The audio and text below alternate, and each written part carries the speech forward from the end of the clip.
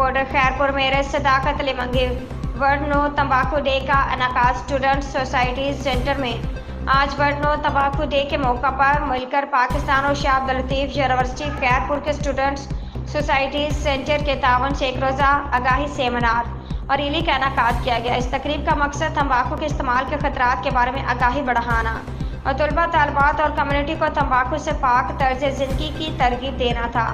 Seminar का आगाज़ तिलावत कुरान पाक से हुआ, जिसके बाद कौमी तराना पेश किया गया। Doctor Ali Raza लाशार in charge students society centre ने मेहमानों का इस्तकबाल किया और तकरीब के मकासद की वजाहत की और ऐसे इक़दाम की अहमियत पर जोर दिया जो सेहतमंद और मंशियात से पाक माहौल की तरवीज करें। तकरीब में अहम मुकर्ररीन शामिल थे, जिनमें mister Munir Abid, inspector anti narcotics force, inspector Nazir Ahmed और अकील अहमद MDF शामिल थे। अपने खिताब में मिस्टर मुनीर आबिद ने नौजवानों को तब्दीली के एजेंट के तौर पर अहमियत दी।